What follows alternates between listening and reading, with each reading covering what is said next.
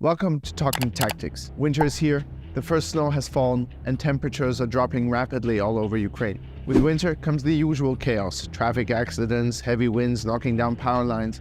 But again, this year, winter brings one more nuisance. For Russia, the coming of winter marked the opportunity to start their expected attacks on critical infrastructure like heating plants and power stations.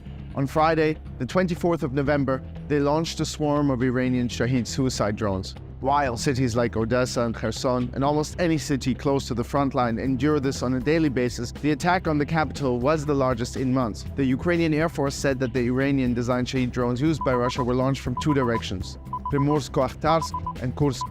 As a result, nearly 200 buildings in Kyiv, including 77 residential ones, were without power for a couple of hours, and an 11-year-old girl was injured. And while that is horrible, some say that this was only a reconnaissance attack for Russian forces to test the air defense network and maybe even pinpoint the location of some systems. Also, it could be much worse.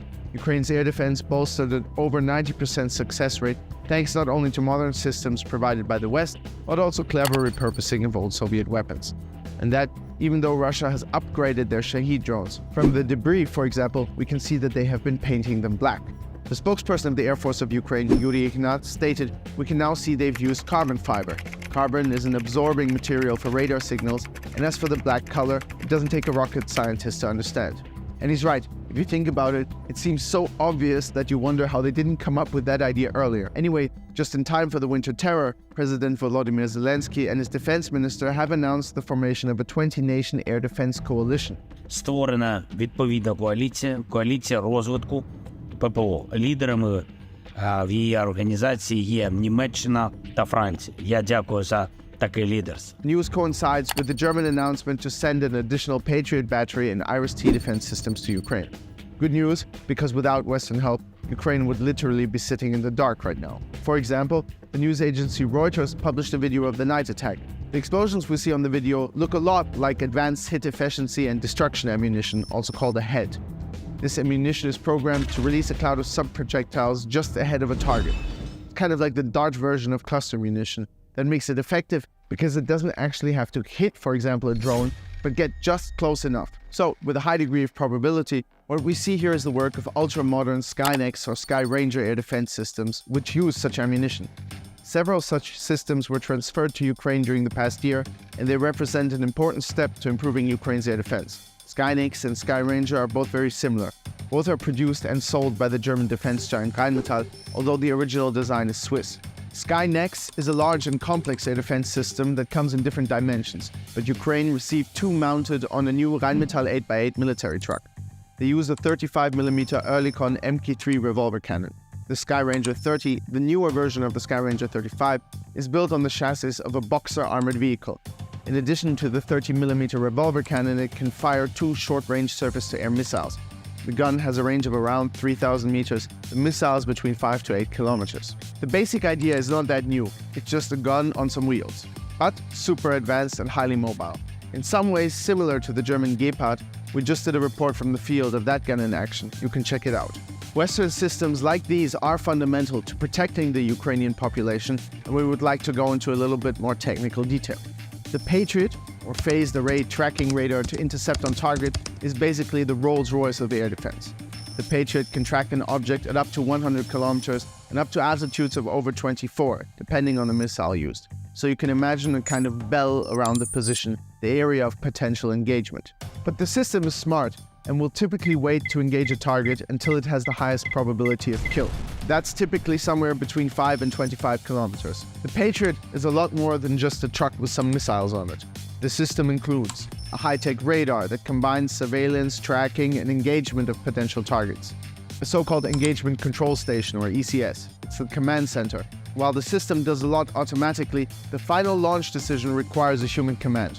The support system, which consists of two 150-kilowatt generators. And finally, a launching station that can be operated both manually and remotely. There are different variants of the Patriot and different variants of ammunition it can fire. According to Ukraine's Air Force spokesperson Yuri Ignat, Ukraine received the PAC-3 missiles. These are the newest, most efficient and compact family of missiles. The downside, a single PAC-3 missile costs over $4 million to produce. NASAMS. The NASAMS short for National Advanced Surface-to-Air Missile Systems, also consists of a command post, sensors, radar system, and munitions that can be fired from a standalone pod or from the back of a truck. Its radar can detect threats of up to around 125 kilometers, depending on factors like the weather and size of a target. The NASAMS utilizes the same kind of missiles already in common use with Western fighter jets, like the AMRAAM, which costs only up to $300,000 a piece. That makes it still a lot cheaper to use than the Patriot, and also the munition is more widely available. The German IRIS-T SLM, which stands for Infrared Imaging System Tail Vector Controlled Surface Launched Medium Range System, is similar to the NASAMS, designed and developed by the German company Diehl. Just like the NASAMS, it is configured to use missiles initially designed for fighter jets, the IRIS-T. This heat-seeking missile has a medium range of around 32 kilometers and has successfully downed Russian cruise missiles. The system includes a multifunction radar with a range of around 250 kilometers, the Hawk.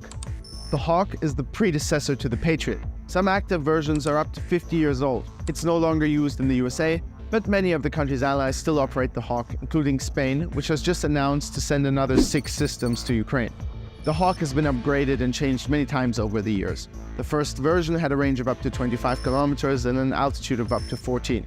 After being modernized, the maximum target interception range was increased to 40 kilometers and the maximum interception altitude became 18. As you can see, from the Skynex to the Patriot, all these systems are different.